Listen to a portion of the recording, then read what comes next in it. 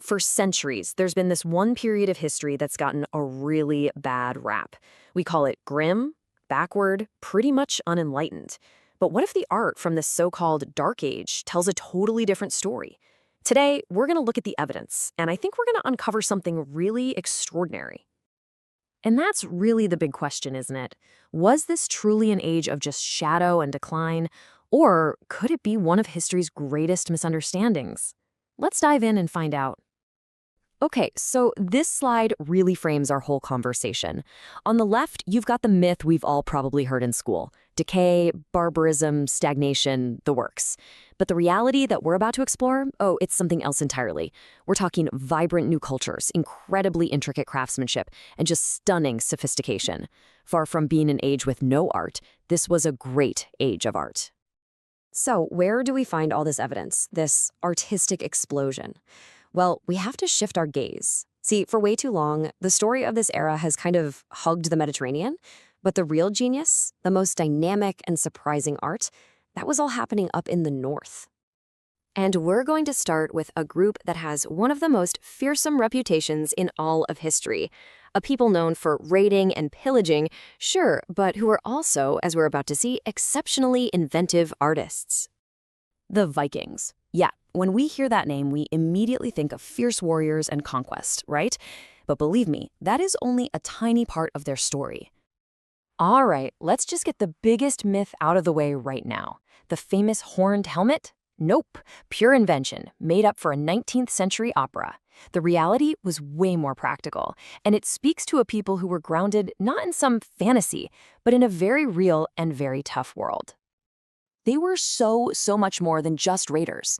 These were master farmers, skilled enough to make a living in a really harsh climate. They were absolutely superb sailors who reached America centuries before Columbus even set sail. And at the very heart of it all, they were just incredible craftsmen. And this just illustrates their skill perfectly. Take a look at these carvings from the Oseberg ship, which was found buried in Norway. This isn't crude, simple work. This is a masterpiece of woodwork and three-dimensional vision. I just love this description. It absolutely captures the energy, doesn't it? You've got scores of twisting bodies and clutching hands and staring eyes, all just jumbled together in this whirlwind of motion. It's an art form that feels alive, active, and just incredibly complex. And their creativity also flowed right into their language. Runes weren't just letters. They were thought to be a gift from the god Odin himself, a script that had magical properties. And get this, it was a living script. As the Vikings met new people and heard new sounds, their alphabet actually grew and adapted, just like they did. Now, take a look at this. The gelling stone is one of the most important Viking artifacts ever found. It shows Christ, but notice anything? He isn't on a cross. Instead, he's tangled up in the exact same swirling, knotty patterns that you find in their pagan art. This is such a powerful moment of cultural fusion. They're taking a new faith and interpreting it through their own powerful, ancient artistic language. So, while the Vikings were busy mastering all this intricate woodwork, another northern power was forging a totally different kind of artistic legacy. We're going to shift our focus now to the Carolingian Empire, which was built by the immense ambition of one man, Charlemagne. Charlemagne was an absolute force of nature. He ruled the Franks, he expanded his Christian empire with ruthless efficiency, and he gave pagans a really simple, brutal choice: convert or die. His power was absolute, and his art was designed to reflect that. And you can really see that power in his personal chapel. On the left, you've got its contemporary, the Great Mosque of Cordoba, which feels so light and airy and inventive. And on the right, you have Charlemagne's chapel. It is heavy, it's ponderous, it's intense. It doesn't soar, it dominates. It kind of bulldozes your senses. This quote just says it all, doesn't it? The art of Charlemagne's empire was a statement of raw power. It's effortful, it's a bit clunky, and it's absolutely designed to intimidate. It is the perfect reflection of his brutal, uncompromising rule.